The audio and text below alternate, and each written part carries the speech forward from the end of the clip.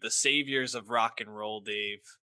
These are the ones who are going to save us. Yungblud. Uh, Weird, their most recent album. I guess you can count this as their third. I don't think the 13 Reasons Why No, album really counts for them. second. So yeah, and I guess the other one's a live album. So this is their second studio album, and um, I gotta say, I have not listened to music like this that's new in a very long time. I go back to Taking Back Sunday, Fall Out Boy, that early like 2000s emo rock sound, that really infused a lot of like pop and other sorts of like fun genres at that time.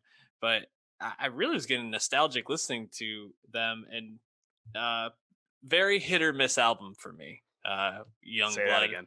I'm wondering, yeah, it seems like you were on the same boat. What did you find hit, and what did you found missed about them? Yeah, well, I just kind of been interested in his career because it seemed to have come up out of nowhere. He very much gets industry plant charges because he just debuted a few years back, already signed to an imprint of Universal Music Group. And everyone's like, Mhm. huh? That's weird. But and it's been quite meteoric since then, making hit songs with Halsey and Machine Gun Kelly and the like. But yeah, it's funny to see. I guess this is like the Gen Z rock that's at its most popular, right? Like a Gen Z person making music that's lyrically in that sentiment. But it's funny to me if you listen to Weird because it jumps around a lot.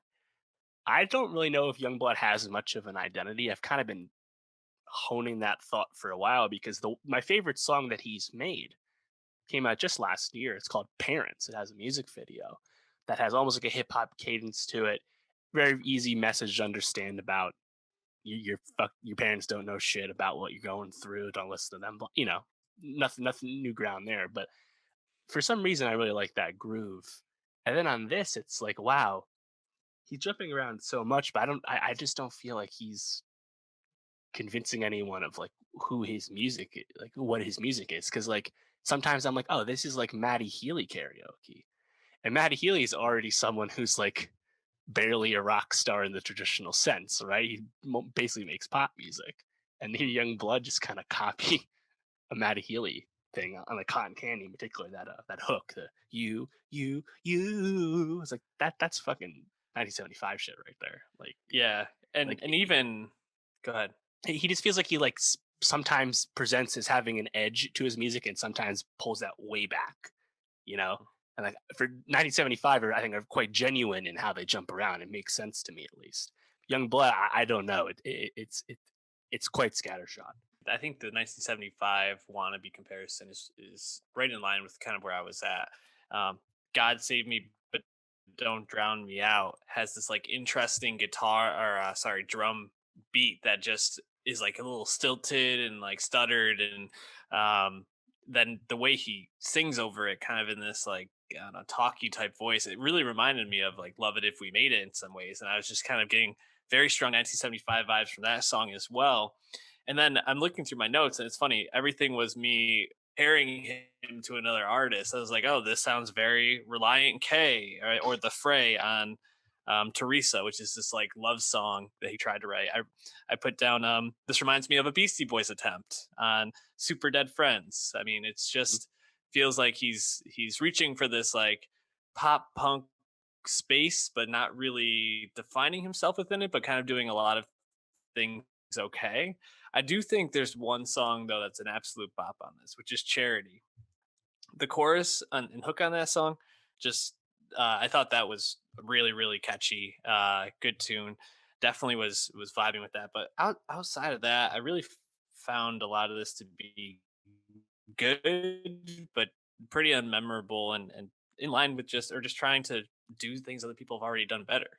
Yeah, yeah. I think a big part of that is he's lyrically not that impressive. It's pretty simple usually.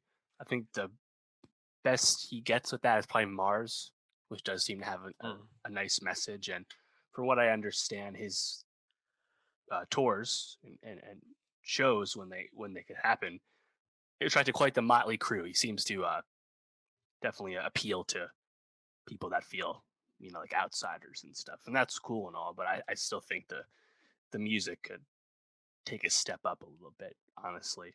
And like you have this song, you have an MGK song on here. One of I your could I wrapped could artists.